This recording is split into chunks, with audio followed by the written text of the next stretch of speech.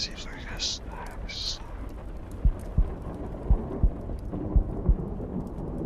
In the summer of 1985, residents of Taos, New Mexico, population 4,700, began hearing something that would drive some of them to the brink of madness.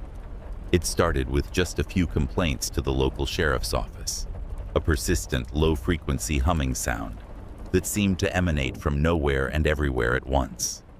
The sound was described as mechanical, like a distant diesel engine idling, but no source could ever be found. What made this phenomenon truly terrifying wasn't just the sound itself, but how it affected only certain people. Of Taos's residents, only about 2% could hear what became known as the hum. Those who could hear it described it as maddening, a constant droning buzz that penetrated walls, followed them everywhere, and made sleep nearly impossible. Some reported headaches, dizziness, and nausea. Others spoke of feeling like they were going insane, questioning their own sanity as neighbors and family members insisted they heard nothing. Dr. Joe Mullins, a local professor, was one of the first to document the phenomenon systematically. What he discovered was deeply unsettling. The people who could hear the hum weren't random. They shared certain characteristics. Most were middle-aged, and many had perfect or above average hearing. But perhaps most disturbing of all, once someone started hearing the hum, they rarely stopped. It became a permanent part of their existence, a constant companion that followed them even when they left town. The psychological terror of the hum wasn't just in its persistence, it was in its selectivity. Imagine sitting in your living room with your family, desperately trying to convince them that a loud mechanical drone is filling the air, only to watch their faces fill with concern for your mental state. Marriages strained, people isolated themselves. Some left town entirely, but many reported that the hum followed them wherever they went. Local authorities were baffled. The sheriff's department received dozens of calls, but officers sent to investigate heard nothing. The electric company was contacted, thinking it might be related to power lines or transformers, but their equipment detected no unusual electromagnetic activity. The nearby Los Alamos National Laboratory, known for its classified research, was questioned but denied any connection to the phenomenon. As months passed, the affected residents grew increasingly desperate. They formed support groups, sharing their experiences and searching for answers. Some installed expensive sound equipment in their homes, hoping to record evidence of the hum, but the recordings captured nothing unusual. This only deepened their sense of isolation and fear. If they couldn't prove the hum existed, how could they convince others they weren't losing their minds? The story became national news when Congressional Representative Bill Richardson ordered a formal investigation. Teams of scientists, acoustic engineers, and medical professionals descended on Taos. They used sophisticated equipment to measure sound waves, electromagnetic fields, and seismic activity. They examined the affected residents, testing their hearing and psychological state. The results were as puzzling as they were terrifying. The investigation found no external source for the hum. No machinery, no geological activity, no electromagnetic interference that could explain the phenomenon. The affected residents were deemed psychologically healthy, with no signs of mental illness or hearing damage. Yet they continued to hear the sound, and their descriptions remained remarkably consistent across dozens of interviews. What made the official investigation particularly chilling was a discovery the scientists tried to downplay. While they found no external source for the hum, they did discover something unusual in the brain scans of affected individuals. There were slight differences in brain activity patterns compared to those who couldn't hear the hum, particularly in areas associated with auditory processing and stress response. But rather than explaining the hum, this finding only raised more disturbing questions. The investigation officially concluded that the hum was real for those who experienced it, but its cause remained undetermined. This non-answer provided no comfort to the suffering residents. In fact, it made things worse. The validation that their experience was real was overshadowed by the terrifying implication that science couldn't explain what was happening to them. Years passed, and the hum continued. Some residents developed coping mechanisms, white noise machines, meditation, medication for anxiety, and insomnia. Others weren't so fortunate. The constant stress and sleep deprivation took its toll. Several residents reported developing chronic health problems they attributed to the hum. A few had complete nervous breakdowns and required hospitalization. The most frightening aspect of the hum wasn't just what it did to individuals. It was what it did to the community. Trust eroded between neighbors. The 2% who could hear it felt isolated and disbelieved. The 98% who couldn't hear it grew tired of the constant complaints and theories. Some began to whisper that the affected residents were either lying for attention or suffering from mass hysteria. The tight-knit community began to fracture. As the 1990s progressed, reports of similar phenomena began emerging from other small towns across the country. Bristol, England, reported a hum affecting residents. So did Kokomo, Indiana, and Largs, Scotland. Each case followed a similar pattern.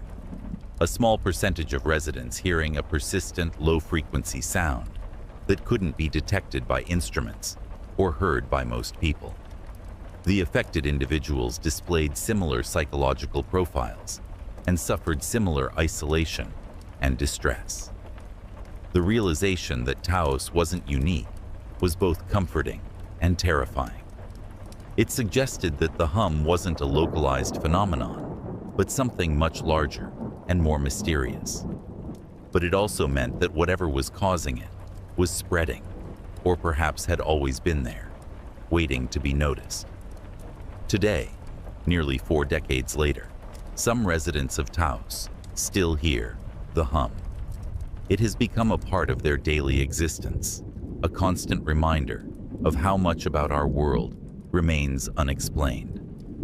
The town has learned to live with its mystery, but the psychological scars remain. The hum divided the community in ways that time couldn't fully heal. New residents sometimes ask about the hum, having heard stories or read about it online. Longtime residents often change the subject quickly, not wanting to revisit the fear and division it caused. They've learned that some mysteries are better left undiscussed, that some questions have no answers, and that sometimes the most terrifying thing isn't what we don't know. It's knowing that we may never know. The Taos hum remains unexplained, a reminder that even in our modern world, with all our scientific instruments and expertise, there are still phenomena that defy understanding. For the residents who can hear it, it's a daily reminder that reality itself can be subjective, that sanity can be questioned, and that sometimes the most frightening truth is that there might be no truth at all, only the endless, maddening drone of the hum.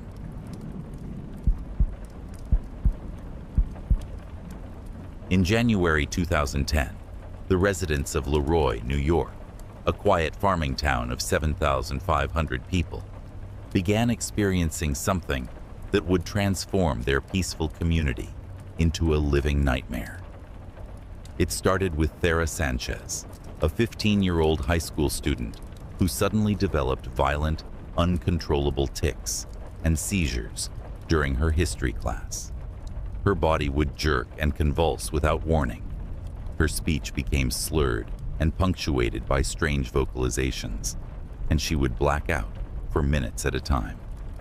Within days, more students at Leroy Junior-Senior High School began exhibiting identical symptoms. Katie Krautwurst, another 15-year-old, started experiencing the same violent tics and seizures. Then came Lydia Parker, followed by several others. The symptoms were identical and terrifying.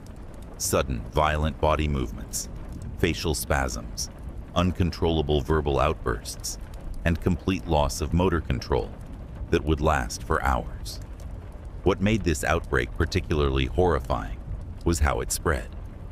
The affected students didn't just develop similar symptoms, they developed identical behaviors. They would all jerk their heads in the same specific pattern, make the same guttural sounds, and experience seizures that followed the same progression. It was as if something was controlling their bodies in precisely the same way. The parents were terrified. Imagine watching your healthy teenager suddenly lose control of their body, thrashing violently while making sounds that didn't seem human. The episodes were unpredictable and could happen anywhere, in the middle of a conversation, during dinner, or while sleeping. Some parents stopped leaving their children alone, afraid of what might happen during an episode. Local doctors were baffled. Blood tests came back normal. MRI scans showed no abnormalities. The students were physically healthy, yet their bodies were betraying them in the most disturbing ways. Dr. Gregory Young, the school district's medical director, admitted he had never seen anything like it. The symptoms resembled Tourette's syndrome, but Tourette's doesn't suddenly affect multiple people simultaneously with identical presentations. As weeks passed, the number of affected students grew to 12, then 18. The school became a place of fear. Students who weren't affected walked the halls nervously, wondering if they would be next. Teachers struggled to maintain normal classes as affected students would suddenly erupt in violent episodes. The sound of uncontrolled screaming and the sight of students convulsing became a daily reality. The most disturbing aspect was how the symptoms seemed to feed off each other. When one affected student had an episode, others nearby would often begin experiencing symptoms as well. It was as if the condition was contagious, spreading through some invisible means that medical science couldn't detect or explain. Media attention descended on Leroy like a plague. News trucks lined the streets. Reporters shoved microphones into the faces of terrified parents, and camera crews followed affected students, documenting their episodes for national television. The small town, which had always prided itself on being a quiet, safe place to raise children, was suddenly thrust into a spotlight that felt more like an interrogation lamp. The investigation that followed was extensive and deeply unsettling. The New York State Department of Health launched a full investigation, testing everything from the school's water supply to the air quality. They examined the building for toxic mold, checked for gas leaks, and tested soil samples around the school. Environmental scientists looked for industrial contamination, particularly focusing on a train derailment that had occurred nearby decades earlier, spilling toxic chemicals into the ground. What they found was nothing. Every test came back negative. The school was clean, the water was safe, and there were no environmental toxins that could explain the outbreak. Yet the students continued to suffer, their symptoms growing more severe and frightening with each passing day. As the investigation continued, a pattern emerged that was more terrifying than any environmental cause could have been. The affected students were all part of the same social network. They were friends, acquaintances, or connected through social media. They had been exposed to each other's symptoms, not just in person, but through videos and social media posts documenting their episodes. Dr. Rosario Trifoletti, a pediatric neurologist who examined several of the students, made a chilling observation. The students weren't just mimicking each other's symptoms, they were amplifying them. Each new case was more severe than the last, as if the condition was evolving and becoming more powerful as it spread. The psychological impact on the community was devastating. Parents pulled their children out of school, afraid of contagion. Families began to isolate themselves, cutting off contact with neighbors and friends. The town's social fabric unraveled as fear and suspicion took hold. Some residents blamed the school administration for covering up an environmental hazard. Others whispered about supernatural causes, despite the lack of any evidence. The affected students became prisoners in their own bodies. They couldn't attend school regularly, couldn't participate in normal teenage activities, and lived in constant fear of their next episode. Some developed severe depression and anxiety, adding psychological trauma to their physical symptoms. Several required hospitalization when their episodes became so severe that they posed a danger to themselves. Dr. Laszlo Mechtler, a neurologist who treated some of the students, discovered something that made the situation even more horrifying. The students' brain scans showed unusual activity patterns during episodes, but these patterns didn't match any known neurological condition. Their brains were functioning in ways that medical science couldn't explain or categorize. The investigation eventually concluded that the outbreak was a case of conversion disorder or mass psychogenic illness, a condition where psychological stress manifests as physical symptoms that spread through a group. But this clinical explanation provided little comfort to the affected families. Their children were still suffering, still experiencing violent episodes, and still living in fear of their own bodies. The most terrifying aspect of the Leroy outbreak wasn't just what happened to the students. It was how it revealed the fragility of normalcy. In a matter of weeks, a peaceful small town had been transformed into a place where children's bodies rebelled against them in ways that defied medical explanation. The community's trust in institutions, in science, and in their own safety was shattered. Some of the affected students never fully recovered. Years later, several still experience episodes, though less frequently than during the initial outbreak. They've learned to live with the fear that at any moment, their bodies might betray them again. The town has returned to a semblance of normalcy, but the memory of those months remains like a scar. The Leroy outbreak serves as a reminder that horror doesn't always come from external threats. Sometimes the most terrifying experiences come from within, from our own bodies, our own minds, and our own communities. It showed that even in our modern world, with all our medical knowledge and technology, there are still phenomena that can reduce us to a state of primitive fear. The students who lived through the Leroy outbreak carry with them the knowledge that the human body and mind can turn against us in ways that science cannot fully understand or control. They learned that sometimes the most frightening truth is that our own bodies can become our greatest enemy, and that the line between psychological and physical reality is far thinner than we'd like to believe. Today, Leroy has returned to its quiet existence, but those who lived through the outbreak know that beneath the surface of normal life lies the potential for chaos that can emerge without warning, transforming a peaceful community into a place where children's screams echo through school hallways and parents lie awake at night, listening for sounds that might signal the return of something they never want to face again.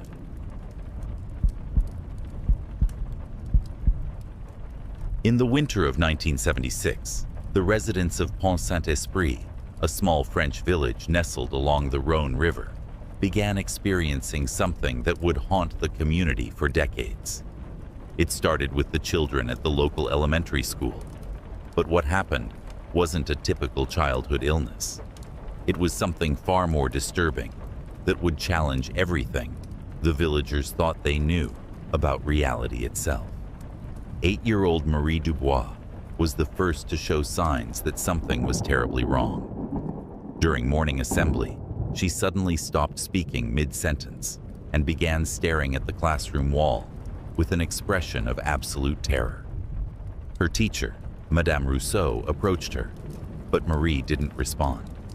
She stood frozen, her eyes wide with fear, pointing at an empty corner of the room while making soft, whimpering sounds. Within hours, more children began exhibiting similar behavior. They would stop whatever they were doing and stare at seemingly empty spaces, their faces contorted with fear. But what made their behavior truly horrifying was that they all pointed to the same locations. When Marie stared at the corner, so did the other affected children. When 10-year-old Pierre Marrow began cowering from an empty doorway, the others cowered too, all looking at the exact same spot. The children couldn't explain what they were seeing. When pressed by frantic parents and teachers, they would only whisper about the tall shadows and the ones who watch. Their descriptions were fragmented and terrifying. They spoke of dark figures that moved along the walls, of faces that appeared in windows, and of voices that called their names from empty rooms. Dr. Henri Lambotte, the village's only physician, was called to examine the children. What he found defied medical explanation. The children showed no signs of illness, no fever, no physical abnormalities. Their pupils weren't dilated, their reflexes were normal, and their vital signs were stable. Yet they continued to see things that weren't there, all experiencing identical hallucinations that seemed to follow a pattern no one could understand. The most disturbing aspect was how the hallucinations affected the children's behavior. They became afraid to be alone, clinging to adults and begging not to be left in any room by themselves. They refused to sleep in their own beds, claiming that the watchers came at night. Parents found their children huddled together in groups, whispering about the things they saw that adults couldn't see. As days passed, the children's condition worsened. They began losing weight rapidly, refusing to eat meals because they claimed the shadows were contaminating their food.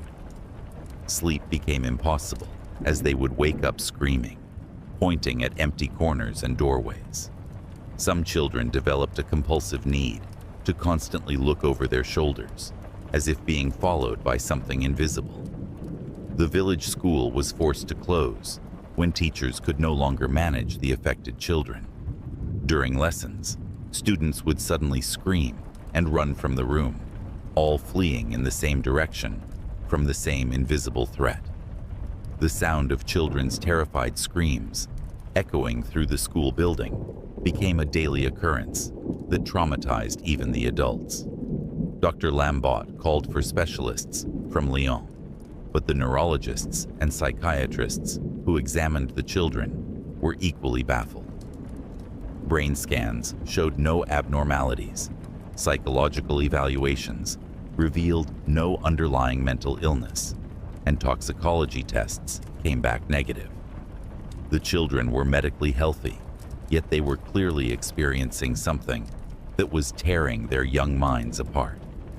The investigation that followed was extensive and deeply unsettling.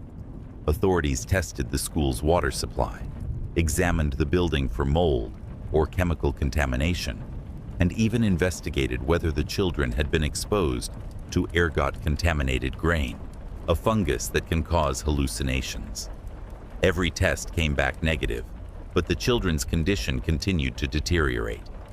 What made the situation even more terrifying was how it began to affect the adult population. Parents, exhausted from weeks of caring for their terrified children, began reporting their own disturbing experiences.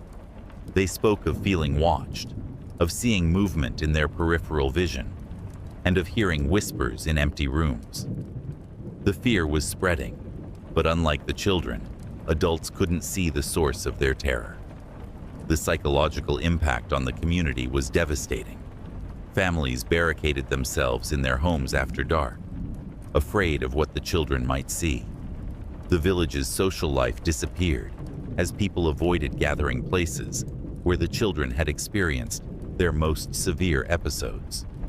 The local church saw its attendance drop to nearly zero after several children had screaming fits during Sunday service, all pointing at the same empty space near the altar. Dr. Lambotte made detailed notes of the children's experiences, trying to find patterns that might explain what was happening. What he discovered was more frightening than any medical diagnosis. The children's descriptions of what they saw were becoming more detailed and more consistent over time. They spoke of the same figures, described the same movements, and reacted to the same invisible events with perfect synchronization. The children began exhibiting behaviors that suggested they were communicating with whatever they were seeing. They would whisper to empty corners, nod as if receiving instructions, and sometimes follow invisible figures around rooms. Parents watched in horror as their children engaged in conversations with things that weren't there, their side of the dialogue revealing a terrifying interaction that adults couldn't witness. 3 months after the first incident, the children's condition reached a horrifying climax. During a gathering at the village hall, where parents had come to discuss the situation, all the affected children suddenly stood up simultaneously and walked toward the same wall. They pressed their faces against it, whispering urgently, their voices becoming more and more agitated until they were screaming in unison at something only they could see. The investigation eventually concluded that the children had experienced a form of mass hysteria triggered by psychological stress, but this explanation satisfied no one. The children's experiences had been too detailed, too consistent, and too terrifying to dismiss as simple hysteria. Their synchronized reactions to invisible stimuli suggested something far more complex and disturbing than mass suggestion. Recovery was slow and incomplete. Most children gradually stopped seeing the hallucinations, but some never fully recovered. They grew up with a haunted look in their eyes, a constant wariness that suggested they were still seeing things others couldn't. Several families left Pont Saint-Esprit entirely, unable to live in a place where their children had experienced such terror. The village never fully recovered from the events of 1976. The elementary school was eventually demolished, not for any structural problems, but because no one could bear to send their children to a place where such horror had occurred. A new school was built on the opposite side of the village, but enrollment remained low as many families chose to send their children to schools in neighboring towns. Today, Pont Saint-Esprit appears to be a peaceful village once again, but older residents still speak in hushed tones about the winter when the children saw things that shouldn't exist. The affected children, now adults, rarely discuss their experiences, but those who do speak of it describe a shared trauma that goes beyond normal childhood fears. The case remains unexplained, a reminder that the human mind, especially the developing minds of children, can perceive realities that adults cannot access or understand. The children of Pont Saint-Esprit experienced something that was real to them, something that terrified them beyond the capacity of medical science to explain or treat. The most disturbing aspect of the Pont Saint-Esprit incident wasn't just what the children saw, but the implications of their shared experience. It suggested that reality itself might be more fluid than we believe, that there might be layers of existence that only certain people, under certain circumstances, can perceive. For the residents of this small French village, the events of 1976 served as a terrifying reminder that the world we think we know might be just one version of a much more complex and frightening reality. The children who lived through the Pont Saint-Esprit incident carry with them the knowledge that seeing isn't always believing, but sometimes believing what you see can be the most terrifying experience of all. They learned that the line between reality and hallucination is thinner than anyone wants to admit, and that sometimes the most frightening truth is that we might not be alone in ways we never imagined.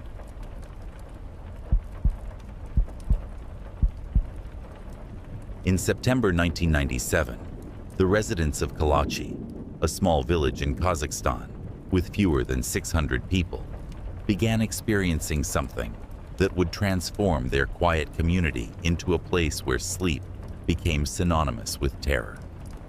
It started with Lyudmila Belkova, a 42-year-old schoolteacher who had lived in the village her entire life. On what seemed like an ordinary Tuesday morning, she simply didn't wake up. Her husband found her in bed, breathing normally but completely unresponsive. Her eyes were closed, her pulse was steady, but no amount of shaking, calling, or even cold water could rouse her. She appeared to be in a deep sleep, but it was a sleep unlike anything anyone had ever seen. Dr. Kabdesh Kazkaev, the regional medical officer, was called in and found Lyudmila's vital signs normal, yet she remained in this mysterious state for 3 days straight. When Lyudmila finally woke up, she had no memory of the lost time. She insisted she had just gone to bed the night before, becoming confused and frightened when told that 3 days had passed. But what made her awakening truly disturbing was what she reported about her sleep. She claimed she hadn't dreamed at all, not once during those 3 days. Instead, she described a void, a complete absence of consciousness that felt different from normal sleep. Within a week, more residents began falling into the same inexplicable state. Viktor Kazachenko, a local mechanic, collapsed at work and couldn't be awakened for 5 days. Maria Bichkova, a grandmother of 4, fell into the mysterious sleep while preparing dinner, remaining unconscious for a full week. Each person who experienced this condition reported the same thing upon awakening: complete memory loss of the time they were asleep and an absolute absence of dreams. What made the situation truly terrifying was the pattern that emerged. The affected residents didn't just sleep, they entered a state that seemed to exist outside normal human experience. During their unconscious periods, they couldn't be roused by any means. Medical equipment showed their brains were active, but in patterns that didn't match normal sleep cycles. It was as if their minds had gone somewhere else entirely, leaving their bodies behind like empty shells. The village's small medical clinic was overwhelmed as more cases appeared. Dr. Kazkaev documented each case meticulously, but the symptoms defied everything he knew about medicine. The affected individuals showed no signs of illness, no neurological damage, and no indication of drug use or poisoning. Their blood work was normal, their reflexes were intact, and their physical health was perfect. Yet they would slip into these profound unconscious states without warning. The psychological impact on the community was devastating. Families lived in constant fear that their loved ones might fall into the mysterious sleep and never wake up. Parents watched their children obsessively, afraid to let them out of sight. Spouses slept in shifts, one staying awake to monitor the other. The simple act of going to sleep became a source of terror for the entire village. As weeks passed, the episodes became more frequent and lasted longer. Some residents remained unconscious for 2 weeks or more. The village began to feel like a ghost town during the day, with so many people trapped in their inexplicable sleep. Those who remained awake spoke in hushed tones, afraid that speaking too loudly might somehow trigger the condition in themselves or others. Dr. Kazkiev's notes revealed disturbing patterns in the affected individual's behavior upon awakening. They all described the same sensation of nothingness during their unconscious periods, not the darkness of normal sleep, but a complete absence of existence. They spoke of feeling as if they had been somewhere else entirely, though they couldn't remember where or describe what they had experienced. The most frightening aspect was how the condition seemed to be spreading. Initially, only a few residents were affected, but as months passed, nearly a third of the village's population had experienced at least one episode. The pattern suggested that prolonged exposure to the affected individuals increased the likelihood of developing the condition, as if it were somehow contagious through proximity. Government medical teams were dispatched from Almaty to investigate the outbreak. They brought sophisticated equipment and conducted extensive tests, examining everything from the local water supply to the air quality. They tested for toxic gases, radioactive contamination, and industrial pollutants. The village was located near a former uranium mine, leading to speculation that radiation might be the cause. What the investigators found was both reassuring and terrifying. The environmental tests showed elevated levels of carbon monoxide and radon gas, likely seeping from the abandoned mine shafts. This explained the mysterious sleep episodes. The residents were essentially being slowly poisoned by invisible gases that accumulated in their homes, causing them to lose consciousness for extended periods. But the medical explanation, while logical, didn't account for the psychological horror that the residents had experienced. The affected individuals continued to report the same disturbing absence of dreams, the same sense of having been somewhere else during their unconscious periods. Even after the environmental cause was identified and addressed, many residents remained traumatized by their experiences. The evacuation of Kalachi was swift but chaotic. Families were forced to abandon their homes, their belongings, and their entire way of life. The village that had been their home for generations was declared uninhabitable. As they left, many residents looked back at their empty houses with a mixture of relief and terror, knowing that something in that place had stolen pieces of their consciousness that they would never recover. The psychological aftermath was severe. Many former residents developed chronic insomnia, afraid to sleep deeply, lest they slip back into that terrifying void. Others became obsessed with their dreams, desperately trying to remember every detail as proof that their minds were still their own. Some reported having nightmares about the periods they couldn't remember, as if their subconscious was trying to fill in the gaps with horror. The children who had experienced the mysterious sleep were particularly affected. They spoke of being afraid to close their eyes, of feeling as if something was waiting for them in the darkness. Several required psychological counseling, struggling to understand why their minds had been taken away from them and what had happened during those lost hours and days. The most disturbing aspect of the Kalachi incident wasn't just the medical mystery. It was the existential terror of losing consciousness for extended periods without any memory or dreams. The residents had experienced a kind of death while still alive, a complete absence of self that challenged their understanding of what it meant to be human. They had been forced to confront the possibility that consciousness, the very thing that defines our existence, could be stolen away without warning. Today, Kalachi stands empty, its buildings slowly crumbling as nature reclaims the abandoned village.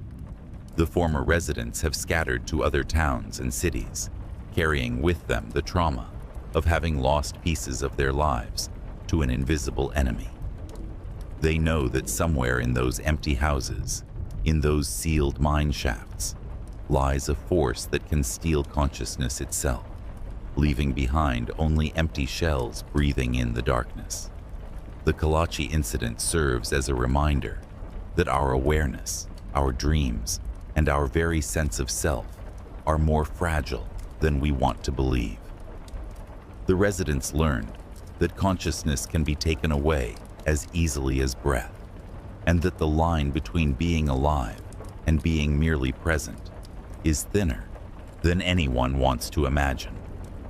They discovered that sometimes the most terrifying thing isn't what we experience in our nightmares, but the possibility that we might stop experiencing anything at all. For those who lived through the Kalachi mystery, Sleep will never again be the simple refuge it once was. Every night, as they close their eyes, they carry with them the knowledge that consciousness is not guaranteed, that dreams are not certain, and that somewhere in the darkness lies the possibility of a void so complete that even the memory of existence can be erased. In March 2008, the residents of Greystone, Montana, a small town of 1,200 people nestled in the shadow of the Rocky Mountains, began experiencing something that would make them question the very nature of reality itself. It started with Sarah Mitchell, a 34-year-old hairdresser who owned the only beauty salon in town. On what seemed like an ordinary Thursday morning, she noticed something wrong with the mirror in her salon. Not the reflection it showed, but what it didn't show. Sarah was cutting Mrs. Henderson's hair when she glanced up at the large mirror mounted on the wall behind her chair. Mrs. Henderson's reflection was there, clear as day, but Sarah's own reflection was missing. She stood directly behind her customer, scissors in hand, but the mirror showed only empty space where she should have been. Mrs. Henderson, facing away from the mirror, didn't notice anything unusual, but Sarah felt a cold dread wash over her as she stared at the impossible sight. Initially, Sarah thought it might be a problem with the mirror itself, perhaps a defect in the glass or an optical illusion caused by the lighting. But when she moved to different positions, the same thing happened. Her reflection simply wasn't there. She could see everything else perfectly: the salon chair, the customer, the tools on the counter, but not herself. It was as if she had become invisible to her own reflection. Within days, other residents began reporting similar experiences. Tom Bradley, who owned the local barber shop, noticed his reflection disappearing from his shop's mirrors. Jenny Walsh, a teacher at the elementary school, discovered that the bathroom mirrors at the school no longer reflected her image. The phenomenon was spreading, but it wasn't affecting everyone. Only certain individuals seemed to have lost their reflections entirely. What made the situation truly terrifying was the pattern of who was affected. The people who lost their reflections weren't random. They were all pillars of the community, people who had lived in Greystone for decades and were deeply connected to the town's history and identity. Sarah had been born and raised in Greystone, as had Tom and Jenny. They were the kind of people who knew everyone's name, who had attended every town meeting, who were woven into the fabric of the community. Dr. Patricia Reeves, the town's physician, was called in to examine the affected individuals. What she found defied medical explanation. The people who had lost their reflections were in perfect health. Their vision was normal, their mental state was stable, and they showed no signs of neurological problems. Yet when they stood in front of mirrors, they cast no reflection whatsoever. The psychological impact was immediate and severe. The affected individuals began avoiding mirrors entirely, covering them with sheets or removing them from their homes. The simple act of washing their hands in a public restroom became a source of terror, as they would be confronted with the stark reality that they had somehow become invisible to themselves. Some stopped going out in public altogether, afraid of encountering their own absence in storefront windows or reflective surfaces. The town's social dynamics began to change in disturbing ways. People started whispering that those who had lost their reflections were somehow different, that they might not be completely human anymore. Children began pointing and staring at the affected individuals, sensing something wrong, even if they couldn't articulate what it was. The tight-knit community that had always supported each other began to fracture along invisible lines. Dr. Reeves documented each case meticulously, but the condition defied every medical and scientific principle she knew. She consulted with specialists in neurology, ophthalmology, and psychology, but none could explain how a person could lose their reflection while remaining otherwise completely normal. The affected individuals could see their own bodies, could touch themselves, could cast shadows. But mirrors refused to acknowledge their existence. The most disturbing discovery came when Dr. Reeves began investigating the town's history. She found that Greystone had been built on the site of an old mining town that had been abandoned in the 1890s after a series of mysterious deaths. The original townspeople had reported strange phenomena, sightings of people who cast no shadows, individuals who seemed to exist but left no trace of their presence. The parallels to the current situation were too numerous to ignore. As weeks passed, the condition began to affect more residents. The pattern remained consistent. Longtime residents, people with deep roots in the community, people who had given their lives to Greystone. It was as if the town itself was slowly erasing its most devoted citizens, removing them from existence, one reflection at a time. The affected individuals began experiencing other disturbing symptoms. They reported feeling disconnected from their own bodies, as if they were becoming less real with each passing day. Some claimed they could feel themselves fading, that their presence in the world was somehow diminishing. They spoke of feeling like ghosts in their own lives, present, but not quite there. The breaking point came when Mary Thornton, the town's beloved librarian, who had served the community for 30 years, lost her reflection while reading to a group of children. The children, seeing her standing in front of the library's large mirror with no reflection, began screaming and running from the building. The image of children fleeing in terror from someone they had known and loved their entire lives became a symbol of how far the situation had deteriorated. Dr. Reeves organized a town meeting to address the crisis, but the gathering only highlighted the growing divide in the community. Those who still had their reflections sat on one side of the room, while those who had lost them sat on the other. The physical separation mirrored the psychological distance that had developed between the two groups. The affected individuals looked haunted, as if they were already halfway to disappearing entirely. The investigation that followed was thorough, but ultimately fruitless.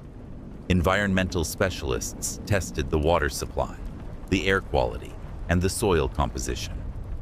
They examined the town's mirrors for unusual properties, tested for electromagnetic anomalies, and even investigated whether there might be some kind of mass hallucination affecting the community.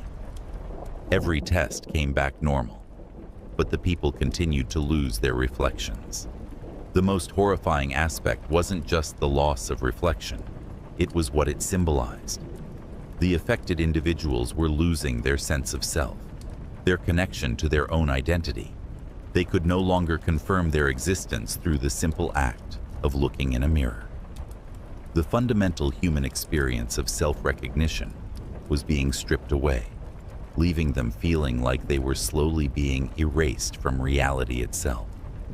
The town's children were particularly affected by the phenomenon. They began having nightmares about losing their own reflections, about becoming invisible to themselves. Parents found their children obsessively checking mirrors, counting their reflections to make sure they were still there. The simple childhood game of making faces in mirrors became a source of anxiety and fear. As the summer of 2008 progressed, nearly a quarter of Greystone's population had lost their reflections. The town began to feel like a place caught between worlds, where some residents existed fully, while others seemed to be fading away. The affected individuals moved through their days like shadows of their former selves, present, but somehow not quite there. The situation reached its climax when the town's mirrors began showing things that shouldn't exist. People would look into reflective surfaces and see not their own faces, but the faces of strangers, men and women in old-fashioned clothing, who seemed to be looking back at them from another time. The mirrors that had refused to show the reflections of longtime residents were now showing the faces of people who had never lived in Greystone or who had lived there long ago. Dr. Reeves made the connection that everyone had been afraid to acknowledge. The people losing their reflections were being replaced, not physically, but existentially. The town was somehow substituting its current residents with the echoes of those who had come before, erasing the present to make room for the past. The mass evacuation of Greystone began in August 2008. Families packed their belongings and left the town that had been their home for generations. The affected individuals were the last to leave, reluctant to abandon the place that had defined their identity even as it was systematically erasing them from existence. Today, Greystone stands nearly empty, its population reduced to fewer than 100 people who chose to stay, despite the risks. The mirrors in the abandoned buildings still refuse to show the reflections of those who once called the town home. Visitors report seeing faces in the reflective surfaces, faces of people who look like they belong to another era, watching from within the glass, with expressions of longing and loss. For those who lived through the Greystone incident, mirrors will never again be simple reflective surfaces. They learned that identity is more fragile than anyone wants to believe, that the act of seeing oneself reflected is not a given, but a gift that can be taken away. They discovered that existence itself can be questioned when the most basic confirmation of our presence, our reflection, is stripped away. The former residents of Greystone carry with them the knowledge that reality is not as solid as it appears, that our sense of self depends on external validation in ways we never realize until it's gone. They know that somewhere in those empty buildings, in those silent mirrors, lies a force that can erase not just our reflections, but our very connection to the world around us. In October 2004, the residents of Centralia, Pennsylvania, a small coal mining town with a dwindling population of barely 800 people, began hearing something that would drive many of them to abandon their homes forever. The town had been slowly evacuating since the 1980s due to an underground coal fire that had been burning for decades. But what the remaining residents experienced that autumn was far more terrifying than any fire could ever be. It started with Anna Kowalski, a 67-year-old widow who had refused to leave her family home despite the government's relocation efforts. She had lived on Locust Avenue for 43 years, and no underground fire was going to force her out. But on a cold Tuesday morning in October, Anna heard something that made her question whether staying had been the right choice. The voices came from beneath her kitchen floor. At first, she thought it might be the pipes, or perhaps sounds from the old mine tunnels that ran beneath the town. But as she knelt down and pressed her ear to the floorboards, she realized these weren't mechanical sounds. They were human voices. Multiple voices, speaking in hushed, urgent tones, as if they were having a conversation directly below her feet. Anna couldn't make out the words, but the cadence was unmistakably human. There were pauses, inflections, and what sounded like responses between different speakers. The voices seemed to be coming from deep underground, filtered through layers of earth and rock, but clear enough that she could distinguish between male and female speakers, young and old voices, mixed together in an underground chorus. Within days, other residents began reporting similar experiences. Frank Jurgel, who lived 3 blocks away, heard voices coming from his basement walls. Margaret Domboski, whose property sat directly above one of the old mine shafts, reported hearing what sounded like an entire crowd of people talking beneath her house. The voices were always too muffled to understand, but the emotional tone was unmistakable, urgent, desperate, and somehow pleading. What made the situation truly terrifying was the consistency of the reports. The residents weren't hearing random sounds or ambiguous noises that could be interpreted as voices. They were hearing clear, distinct human speech patterns coming from underground locations where no people should exist. The voices followed conversation patterns with pauses and responses that suggested active communication between multiple individuals. Dr. James Hartley, a geologist from Penn State who had been monitoring the underground fire, was called in to investigate. He initially dismissed the reports as auditory hallucinations caused by stress and the psychological pressure of living in a town that was slowly being consumed by underground flames. But when he visited the affected homes and heard the voices himself, his scientific skepticism was shaken. The voices were real, and they were definitely coming from underground. Dr. Hartley used sensitive audio equipment to record the sounds, and the recordings confirmed what the residents had been reporting. There were clear human voices, multiple speakers, engaged in what sounded like conversations. The voices were coming from areas where the old mine tunnels ran deepest, sometimes from depths of over 300 feet below the surface. The psychological impact on the remaining residents was immediate and severe. The idea that there were people trapped in the underground tunnels, possibly victims of old mining accidents, or people who had gotten lost in the maze of abandoned shafts, was terrifying enough. But what made it worse was the realization that if people were trapped down there, they had been there for decades and somehow were still alive and talking. Sleep became impossible for many residents. The voices were most active at night, when the ambient noise of the town was at its lowest. People would lie in bed listening to the muffled conversations beneath their homes, trying to make out words, trying to understand what the underground speakers were saying. Some residents reported hearing their own names being called from below, though they could never be certain if they were really hearing correctly. The most disturbing aspect was how the voices seemed to respond to the residents above. When Anna Kowalski would walk across her kitchen floor, the voices below would pause, as if listening to her footsteps. When Frank Jurgil would call down to his basement, the voices would quiet for a moment before resuming with what sounded like increased urgency. It was as if the underground speakers were aware of the people living above them and were trying to communicate.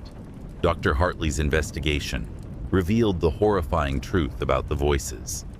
The underground coal fire had been burning for over 40 years, creating a complex network of heated air currents and acoustic channels throughout the old mine tunnels.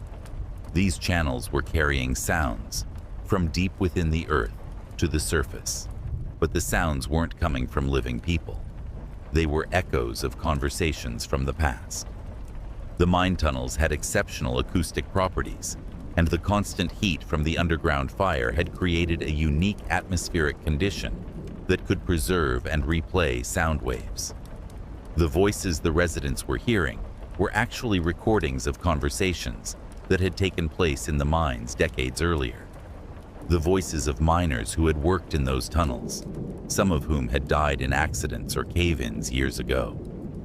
This scientific explanation, while logical, was somehow more terrifying than the possibility of living people being trapped underground. The residents realized they were listening to the voices of the dead, conversations that had been echoing through the tunnels for decades, preserved by the unique conditions created by the underground fire. They were hearing the last words of men who had died in mining accidents, the casual conversations of workers who had been killed in cave-ins, the voices of people who had been dead for longer than some of the listeners had been alive.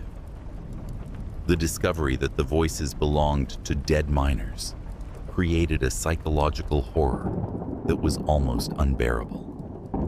Every conversation the residents heard was a ghost of the past, a recording of people who had worked and died in the darkness below their homes.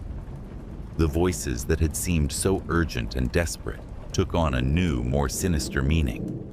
They were the preserved death cries of men who had been trapped and killed in the very tunnels that now served as their eternal recording chambers. The realization that they were living above a vast underground cemetery of voices drove many residents to immediate evacuation.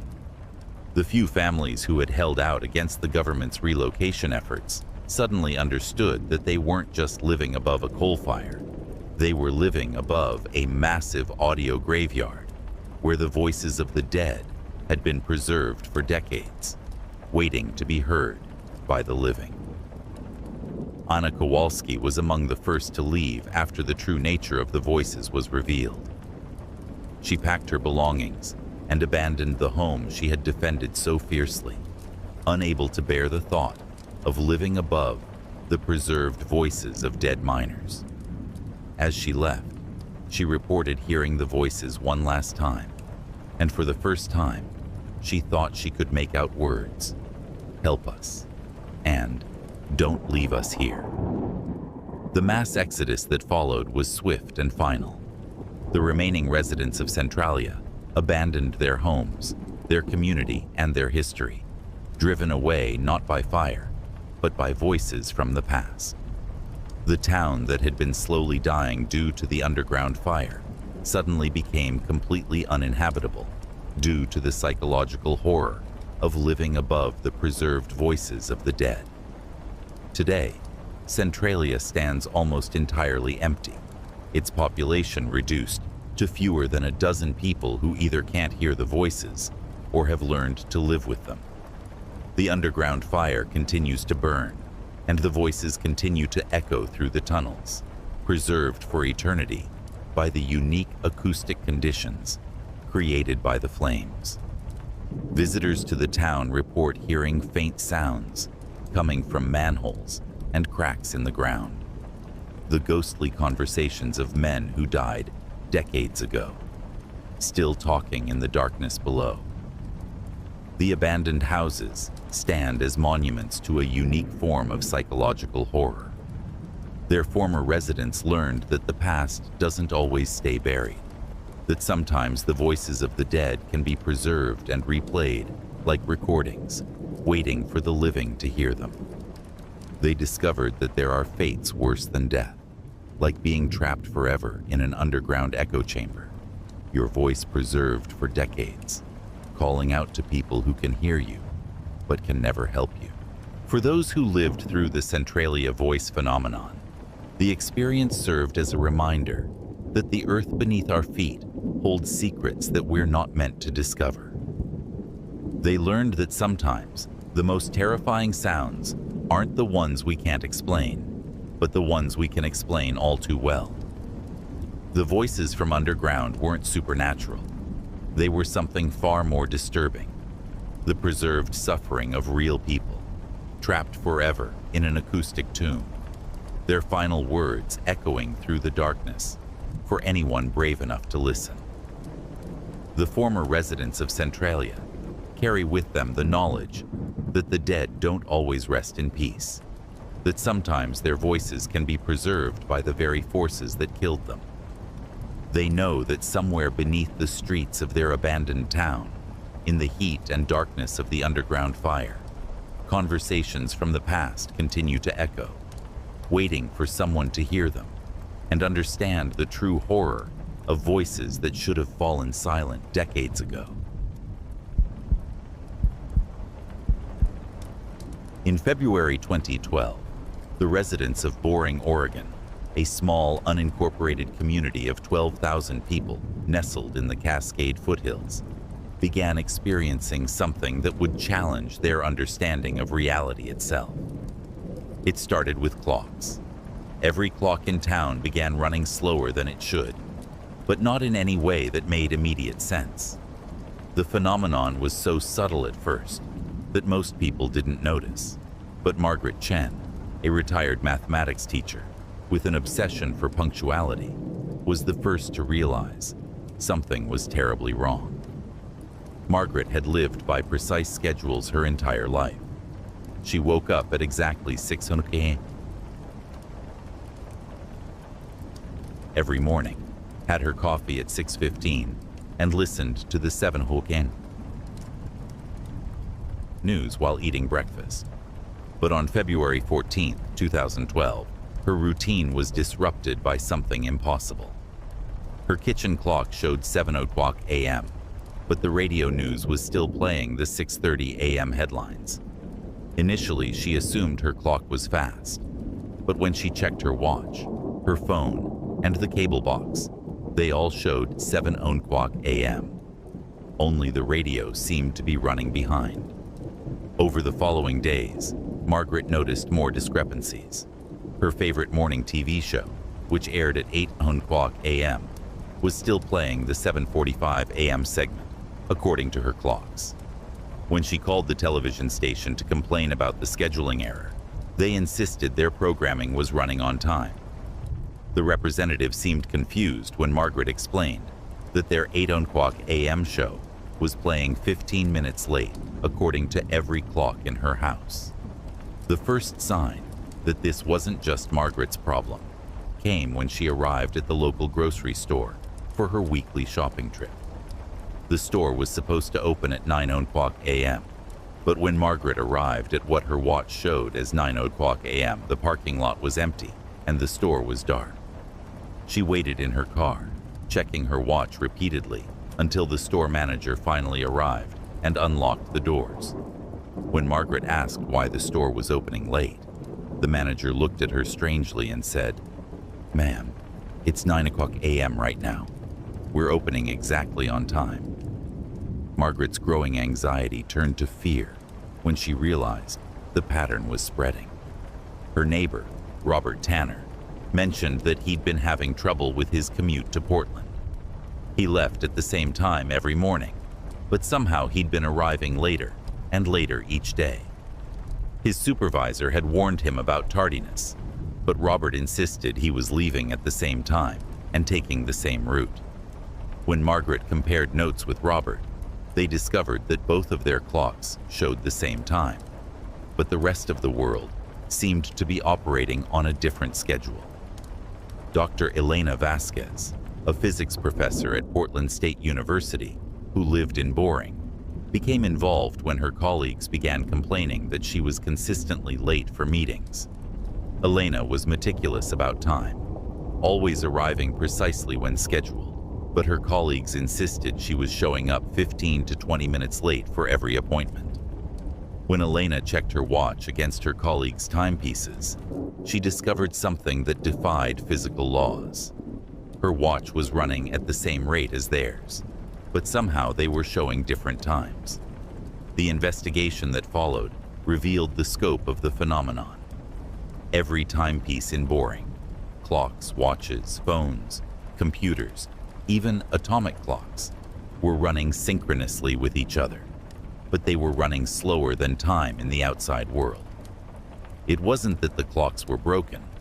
They were keeping perfect time relative to each other. The problem was that time itself in Boring was moving at a different rate than time everywhere else. The psychological impact on the residents was immediate and profound. People began missing appointments, arriving late for work, and feeling disconnected from the world beyond their community. The simple act of scheduling became a nightmare, as residents had to constantly calculate the time difference between their town and the outside world. What made it worse was that the time differential wasn't consistent. It seemed to be gradually increasing, as if time in Boring was slowing down more and more each day. Dr. Vasquez documented the phenomenon with scientific precision, but her findings were so bizarre that she questioned her own sanity. Using GPS satellites and radio signals, she confirmed that time in Boring was indeed running slower than time in surrounding areas.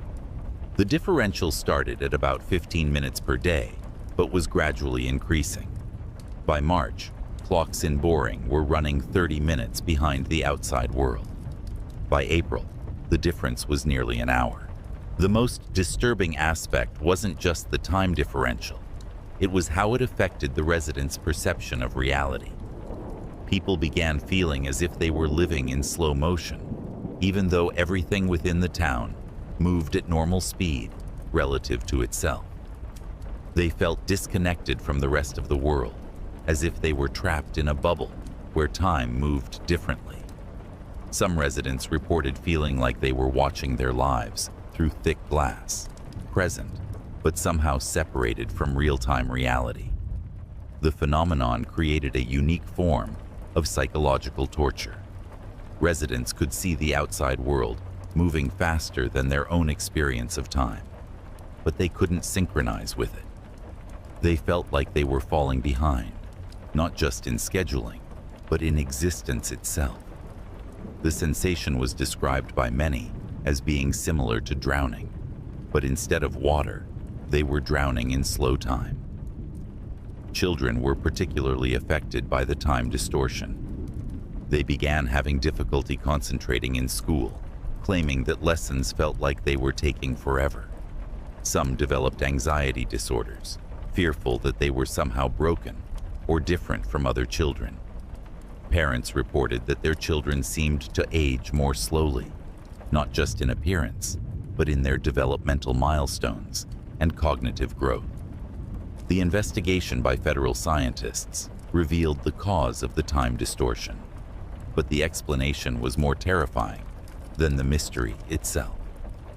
Boring sat above a unique geological formation, a massive underground cavity filled with an unusually dense mineral deposit that created a localized gravitational anomaly. The increased gravitational field was causing time dilation, the same phenomenon that occurs near black holes, but on a much smaller scale. The scientific explanation confirmed what the residents had feared. They were literally living in a place where time moved differently. The gravitational anomaly was slowly getting stronger, which meant the time differential would continue to increase. Eventually, the residents of Boring would be so far out of sync with the rest of the world that they would effectively be living in a different temporal reality. The realization that they were trapped in a time distortion field created a mass psychological crisis. Residents understood that staying in Boring meant gradually becoming more and more disconnected from the outside world. They would age at a different rate, experience life at a different pace, and eventually become temporal outcasts who couldn't function in normal society. The evacuation of Boring began in May 2012, but it was complicated by the time differential. Residents had to plan their moves carefully, coordinating with the outside world while accounting for the temporal lag. Some families found themselves separated by time as well as distance, with parents and children experiencing different rates of temporal flow during the transition period. The psychological trauma of living through time distortion was severe and lasting. Former residents reported feeling permanently disconnected from normal time, as if they were always running behind or out of sync with the world around them.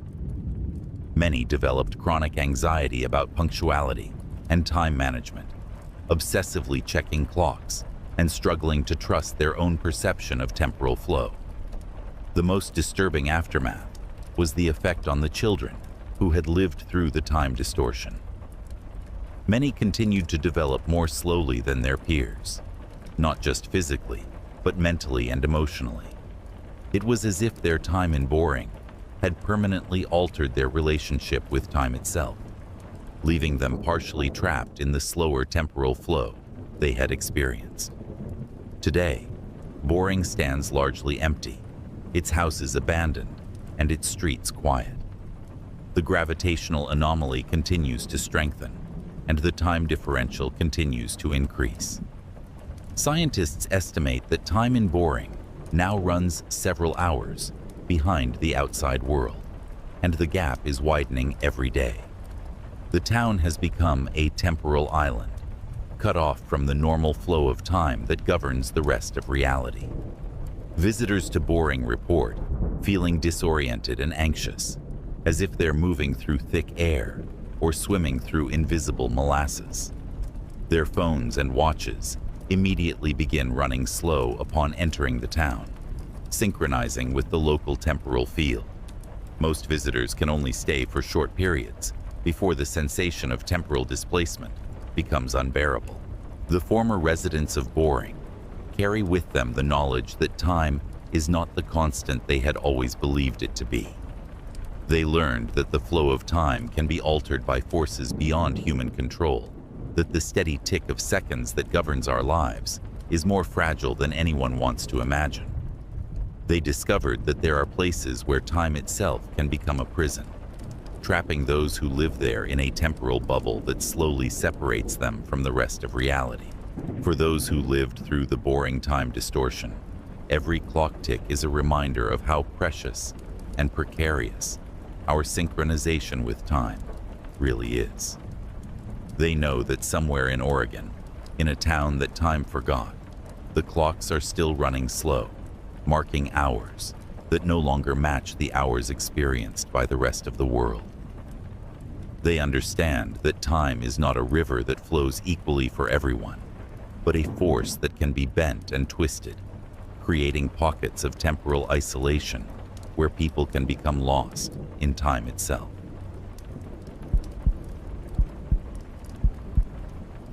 In August 2009, the residents of Millfield, Iowa, a farming community of 3,200 people surrounded by endless cornfields, began experiencing something that would transform their quiet town into a place where the past refused to stay buried. It started with elderly residents like Harold Brennan, an 82-year-old retired farmer who had lived in Millfield his entire life. Harold began remembering things with a clarity that was both remarkable and deeply disturbing. Harold had always had a good memory for his age, but suddenly he could recall conversations from 50 years ago word for word. He could remember the exact weather on random days from decades past, the precise arrangement of items in stores that had been demolished years ago, and the faces of people he had met only once in his childhood. At first, his family thought it was a positive development. Many elderly people lose their memories, but Harold seemed to be gaining his back with extraordinary precision. The memories weren't just vivid, they were overwhelming. Harold began staying awake at night, his mind flooded with recollections so detailed and numerous that he couldn't turn them off. He would lie in bed remembering every conversation he'd ever had, every meal he'd ever eaten, every sensation he'd ever felt. The sheer volume of perfectly preserved memories was drowning out his ability to focus on the present moment. Within weeks, other residents began experiencing similar memory enhancement. Martha Kowalski, a 67-year-old librarian, suddenly remembered every book she had ever read, every patron she had ever helped, every overdue notice she had ever sent. The memories came flooding back with such intensity that she could barely function. She would stand in the library, paralyzed by the simultaneous recollection of thousands of interactions that had taken place in that space over the decades. But the phenomenon wasn't limited to elderly residents. Younger people began experiencing the same memory overflow. David Chen, a 34-year-old mechanic, found himself remembering every car he had ever worked on, every tool he had ever used, every conversation he had ever had while working. The memories were so detailed and numerous that he couldn't concentrate on current repairs. His hands would move automatically, while his mind was lost in perfect recollections of similar work from years or even decades ago. Dr. Susan Walsh, a neurologist from Des Moines, was called in to examine the affected residents. What she found defied everything she knew about human memory. The affected individuals weren't just remembering more, they were remembering everything. Their brains seemed to have lost the ability to forget, to filter out unimportant information, to let memories fade naturally over time. Instead, every experience they had ever had was being preserved with perfect clarity and could be accessed instantly. The psychological impact was devastating. Human beings are designed to forget most of their experiences. Forgetting is essential for mental health and normal functioning. The residents of Millfield were losing this crucial ability, and the result was a form of cognitive overload that was driving them toward madness. They couldn't sleep because their minds were constantly flooded with memories. They couldn't focus on conversations because every word triggered cascades of related recollections from the past. The most disturbing aspect was how the enhanced memory affected the residents' relationships with each other. People began remembering every slight, every harsh word, every moment of pain or embarrassment with perfect clarity. Arguments from decades past felt as fresh and painful as if they had happened yesterday. Marriages that had survived through the natural process of forgetting old wounds suddenly collapsed under the weight of perfectly preserved grievances. Harold Brennan's wife, Eleanor, became terrified of her husband as he began recounting their entire 55-year marriage in excruciating detail. He remembered every argument they had ever had, every time she had disappointed him, every moment of unhappiness in their relationship. The loving memories were there too, but they were overwhelmed by the sheer volume of everything else. Their marriage couldn't survive the weight of perfect recollection. The town's social fabric began to unravel as residents remembered every secret, every betrayal, every moment of shame from their community's past. The natural process of social forgetting, the way communities heal from old wounds by letting painful memories fade, was no longer possible. Every past conflict, every old scandal, every buried secret was suddenly as vivid and immediate as current events. Children were particularly affected by the memory enhancement. Their developing brains, already working to process and organize new experiences, were overwhelmed by the sudden inability to forget. They remembered every punishment, every disappointment, every moment of fear or sadness with the same intensity as happy memories. Many developed severe anxiety and depression as they became unable to move past traumatic experiences that should have faded naturally. Dr. Walsh's investigation revealed that the memory enhancement was not limited to personal experiences. The affected residents were also remembering inherited memories, experiences that had been passed down through generations via subtle genetic and cultural mechanisms. People were remembering things their grandparents had told them as children, but with the same clarity as if they had lived through the experiences themselves. The phenomenon created a unique form of psychological torture. The residents were becoming living repositories of their community's entire history, carrying the weight of every trauma, every loss, every moment of pain that had ever occurred in Millfield. They were drowning in the accumulated suffering of generations, unable to forget or let go of anything that had ever happened. The breaking point came when residents began remembering not just their own experiences, but the experiences of others. Martha Kowalski suddenly remembered conversations she had never had, events she had never witnessed, and people she had never met. The memories were as vivid and detailed as her own, but they belonged to other residents of Millfield, both living and dead. It was as if the enhanced memory was creating a collective consciousness that transcended individual experience. The realization that they were sharing memories drove many residents to complete psychological breakdown. They could no longer distinguish between their own experiences and the experiences of others. The boundaries between individual identity and collective memory had dissolved, creating a nightmare of overlapping consciousness where everyone's pain became everyone's pain, and no one's suffering could be forgotten or healed. Dr. Walsh discovered that the memory enhancement was caused by contamination from a nearby pharmaceutical research facility that had been illegally dumping experimental memory enhancement drugs into the local water supply. The drugs, designed to treat Alzheimer's disease, had the unintended effect of completely eliminating the brain's ability to forget. The entire town had been exposed to doses that far exceeded any safe therapeutic level. The antidote treatment was developed quickly, but the damage was already done. Even after the memory enhancement was reversed, the residents of Millfield were left traumatized by the experience of carrying the weight of perfect recollection. They had learned what human beings were never meant to know: that forgetting is not a weakness, but a necessity; that the ability to let go of the past is essential for survival. The mass evacuation of Millfield began in November 2009. Families that had lived in the town for generations abandoned their homes, unable to bear the psychological scars of having remembered too much.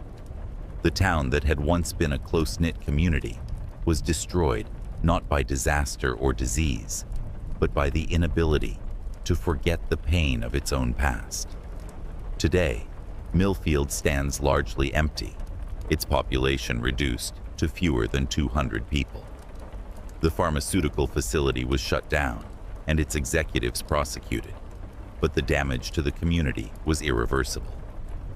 The residents who stayed learned to live with the knowledge that perfect memory is not a gift, but a curse. That the human capacity to forget is what allows us to heal, to forgive, and to move forward. Former residents of Millfield carry with them a unique understanding of the importance of forgetting.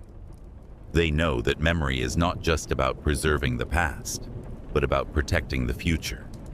They learned that the ability to let painful experiences fade is not a weakness, but one of the most important survival mechanisms human beings possess. The children who lived through the Millfield memory enhancement grew up with a profound appreciation for the healing power of time and the mercy of forgetting. They understand that some memories are meant to fade, that some pain is meant to diminish, and that the natural process of forgetting is what allows human beings to continue living despite the inevitable suffering that life brings. For those who experience the horror of perfect memory, every day is a reminder of how precious the ability to forget really is. They know that somewhere in Iowa, in a town that remembered too much, the past once refused to stay buried, and that the weight of perfect recollection nearly destroyed an entire community. They understand that forgetting is not the enemy of memory, but its necessary partner, and that the ability to let go of the past is what makes it possible to embrace the future. In November 2013, the residents of Cedar Falls, Vermont, a picturesque mountain town of 4,800 people, known for its autumn foliage and small-town charm, began experiencing something that would shatter their sense of individual identity forever. It started with facial recognition, not the technology, but the human ability to distinguish one face from another. Gradually, terrifyingly, the residents began losing their ability to tell each other apart. Lisa Morrison, a 38-year-old elementary school teacher, was the first to notice something was wrong. On a Monday morning in November, she looked out at her third-grade classroom and felt a wave of confusion wash over her. The children she had taught for 3 months suddenly looked identical to her. Not similar, identical. Every face in the room appeared to be the exact same face, repeated 22 times, like a classroom full of identical twins. Lisa rubbed her eyes and looked again, but the phenomenon persisted. Every child had the same nose, the same eyes, the same mouth, the same facial structure. She could tell them apart by their clothing and their voices, but their faces had become indistinguishable. When she called on Tommy, by looking at what she thought was his face, a different child answered. The face she was looking at belonged to Sarah. But to Lisa's eyes, Sarah looked exactly like Tommy, who looked exactly like every other child in the room. Within days, Lisa's condition spread to other residents. Dr. Michael Crawford, the town's family physician, began having difficulty recognizing his patients. People he had known for decades suddenly looked like strangers to him. Or rather, they all looked like the same stranger. His wife, his children, his oldest friends, all began to wear the same face in his perception. A generic average face that could belong to anyone and no one. The psychological impact was immediate and devastating. Parents couldn't distinguish their own children from other people's children by looking at them. Spouses stared at their partners of 20 or 30 years and saw the faces of strangers. The fundamental human ability to recognize individual faces, an ability so basic that infants develop it within months of birth, was systematically failing throughout the entire community. Dr. Emma Rodriguez, a neurologist from Burlington, was called in to investigate what appeared to be an outbreak of prosopagnosia, or face blindness. But what she found was unlike any case of face blindness ever documented. Typically, prosopagnosia affects individuals differently, with varying degrees of impairment and different strategies for compensation. In Cedar Falls, every affected person was experiencing identical symptoms. They all saw the exact same generic face when looking at other people. The condition wasn't limited to difficulty recognizing faces. It was a complete replacement of individual facial features with a standardized template.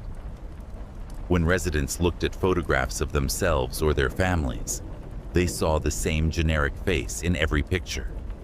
When they looked in mirrors, they saw not their own reflection, but the face that everyone else appeared to wear. The unique facial characteristics that had defined their identities for their entire lives had been erased from their perception. The most terrifying aspect was how the condition affected parent-child relationships. Mothers could no longer pick their own babies out of a nursery by looking at them. Parents at school pickup had to rely entirely on clothing and voices to identify their children. The primal bond between parent and child, so deeply connected to facial recognition, was severed in the most fundamental way possible. Children were particularly traumatized by the phenomenon. They would look at their parents and see strangers wearing familiar voices. The face that had been their source of comfort and security, their mother's face, their father's face, was gone, replaced by the same generic features that they saw on everyone else. Many children became hysterical, unable to understand why everyone they loved had suddenly become identical strangers. Dr. Rodriguez's investigation revealed that the face blindness was not a neurological condition, but a perceptual one. Brain scans of affected residents showed normal activity in the facial recognition areas of the brain. The problem wasn't that they couldn't process faces. It was that they were processing all faces as the same face. Something was overriding their individual facial recognition and replacing every face with an identical template. The social fabric of Cedar Falls began to unravel rapidly. Community meetings became surreal gatherings where everyone appeared identical to everyone else.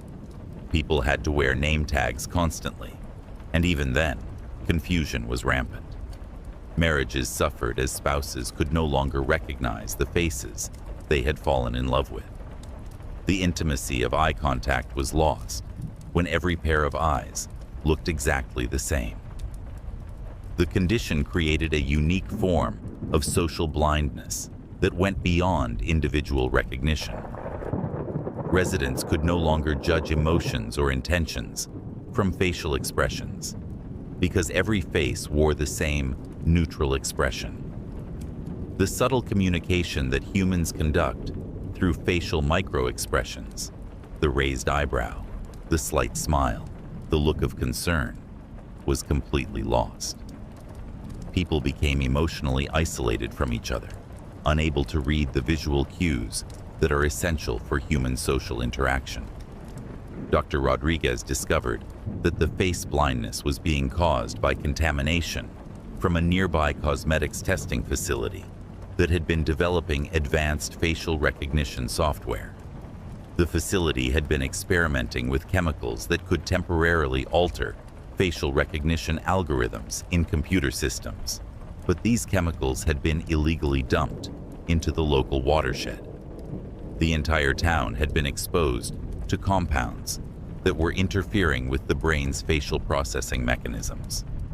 The realization that their individual identities had been chemically erased was more horrifying than any medical diagnosis could have been.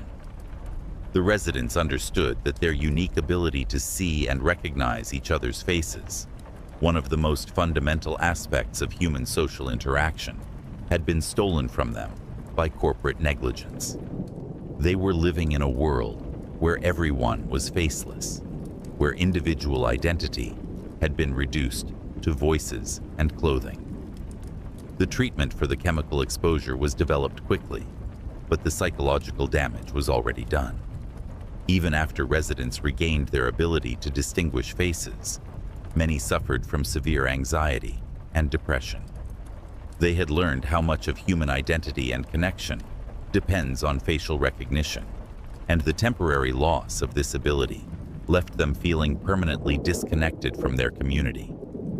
The most disturbing long-term effect was how the experience changed the residents' perception of individuality itself. Having lived through a period where everyone looked identical, many residents reported feeling as if individual identity was more fragile than they had ever realized. They had experienced firsthand how quickly and completely the visual markers that define us as unique individuals could be erased. Children who lived through the face blindness outbreak grew up with a profound understanding of how much human connection depends on the ability to see and recognize individual faces. Many developed an intense appreciation for facial diversity and became unusually skilled at reading subtle facial expressions and emotions. But they also carried with them the trauma of having seen their loved ones transformed into identical strangers. The investigation led to the prosecution of the cosmetics facility executives and significant changes in regulations for chemical disposal. But the damage to the Cedar Falls community was irreversible. Many families left the town, unable to bear the memory of having lost the ability to recognize each other's faces. The tight-knit community that had once prided itself on knowing everyone's name and face was permanently fractured by the experience of universal anonymity. Today, Cedar Falls appears to have returned to normal, but residents still speak in hushed tones about the months when everyone looked the same. The town has an unusual number of portrait photographers and artists who specialize in capturing facial details, as if the community is trying to compensate for the period when individual faces disappeared from their perception. Former residents of Cedar Falls carry with them a unique appreciation for facial diversity and individual identity. They know how precious and fragile the human ability to recognize faces really is. They learned that identity is not just about how we see ourselves, but about how others see us, and that the loss of facial recognition can erase the visual foundation of human community. The face blindness outbreak in Cedar Falls serves as a reminder that our perception of reality is more vulnerable than we want to believe. The residents discovered that the faces we see and recognize every day are not permanent fixtures of our experience, but fragile perceptions that can be altered or erased entirely. They learned that the ability to see each other as unique individuals is not a given, but a gift that can be taken away, leaving behind a world where everyone becomes no one, and individual identity dissolves into an ocean of identical strangers. In June 2016, the residents of Shadowbrook, Arizona, a small desert town of 20,400 people located between Phoenix and Tucson, began experiencing something that would challenge their understanding of light, matter, and their own existence. It started on the summer solstice, the longest day of the year, when the sun should have been casting the shortest shadows. Instead, the shadows began disappearing entirely. Rebecca Martinez, a 29-year-old photographer who had moved to Shadowbrook specifically to capture the dramatic desert light and shadows, was the first to notice the phenomenon. She had set up her camera equipment at dawn to photograph the sunrise over the distinctive rock formations that surrounded the town. But as the sun rose higher in the sky, something impossible happened. The shadows cast by the rocks began to fade away, not because the light was too bright, but because they simply stopped existing. Rebecca initially thought there was something wrong with her vision or her equipment. She cleaned her camera lens, adjusted her position, and even drove to different locations around town. But everywhere she went, the same thing was happening. Objects were casting progressively weaker shadows, until, by mid-morning, most shadows had disappeared completely. People, buildings, cars, and trees stood in full sunlight, but cast no shadows on the ground beneath them. The phenomenon was gradual, but relentless. Dr. James Patterson, a retired physics professor who had moved to Shadowbrook for his health, became fascinated by what he was witnessing. Using simple scientific instruments, he confirmed that the sun was shining normally. The light intensity was standard for the season and location, and there were no atmospheric anomalies that could explain the missing shadows. Objects were simply no longer blocking light in the way they should. The psychological impact began almost immediately. Humans are unconsciously aware of their shadows at all times. It's a fundamental part of how we perceive our position in space and our physical presence in the world. When residents of Shadowbrook looked down and saw no shadow beneath their feet, they experienced a profound sense of disconnection from reality. Many described feeling as if they were floating, incorporeal, or somehow less real than they had been before. Children were particularly disturbed by the loss of shadows. They would stand in playgrounds, frantically moving their arms and jumping up and down, trying to make their shadows appear. The simple childhood games that involved shadows, making shadow puppets, playing shadow tag, or stepping on each other's shadows, became impossible. Teachers reported that children became increasingly agitated and anxious, unable to understand why their bodies no longer created the dark shapes they had known their entire lives. Dr. Sarah Kim, an ophthalmologist from Phoenix, was called in to investigate whether the phenomenon was related to vision problems affecting the entire population. Her examination revealed something more disturbing than mass visual impairment. The residents' eyes were functioning perfectly. They could see clearly, distinguish colors, and detect the finest details. The problem wasn't that they couldn't see shadows. It was that shadows genuinely were not being cast. The absence of shadows created practical problems that revealed how much human beings rely on shadow-based visual cues for navigation and depth perception. Residents began bumping into objects more frequently because they couldn't judge distances as accurately without shadow references.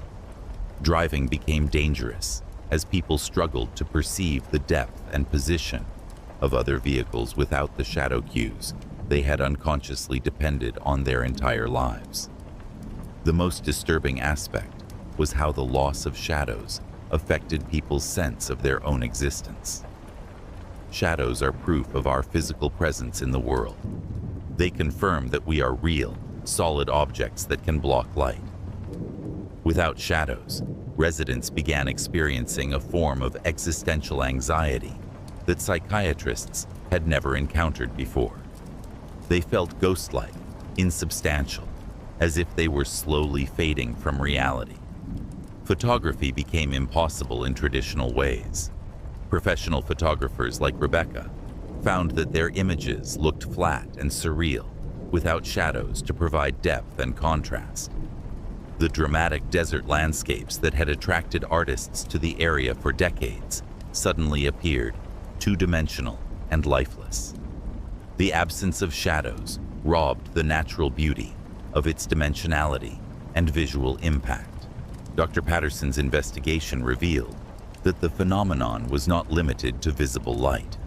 Infrared photography showed that objects were also failing to block infrared radiation in the way they should. It was as if the fundamental physical property that allows matter to obstruct light was gradually failing. The implications were terrifying. If objects couldn't block light, what other fundamental properties of matter might be compromised?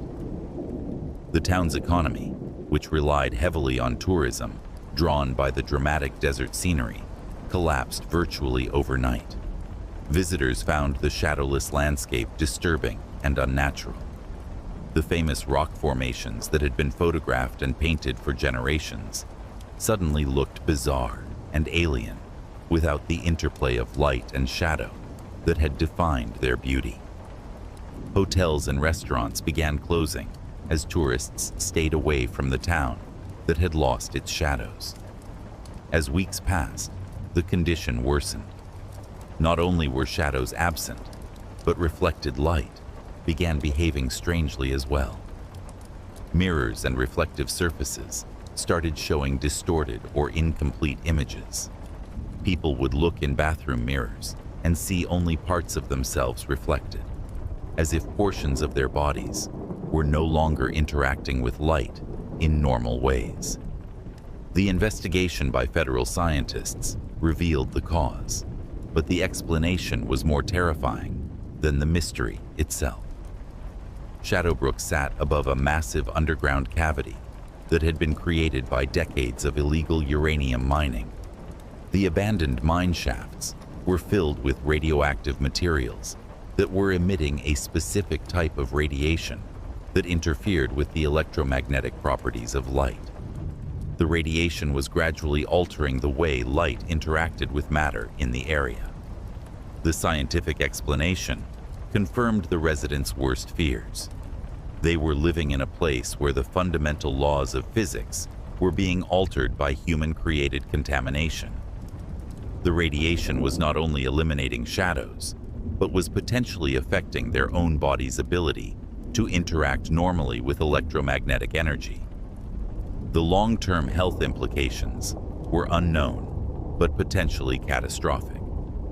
The realization that their shadowless existence was caused by radioactive contamination created mass panic.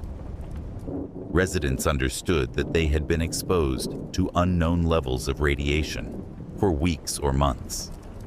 The absence of shadows wasn't just a strange phenomenon. It was a visible sign that their environment had been fundamentally altered by invisible, dangerous forces.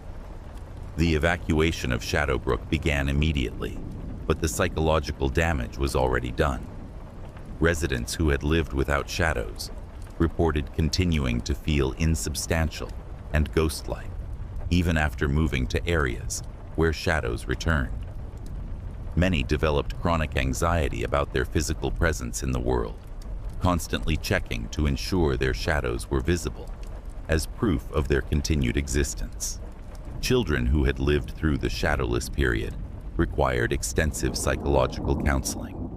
Many developed an obsessive fascination with shadows, constantly playing shadow games and checking their shadow throughout the day.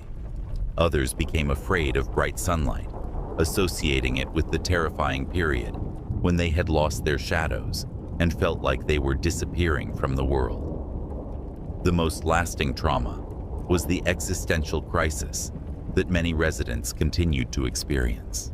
Having lived without shadows, without that basic confirmation of their physical presence in the world, many never fully recovered their sense of being grounded in reality.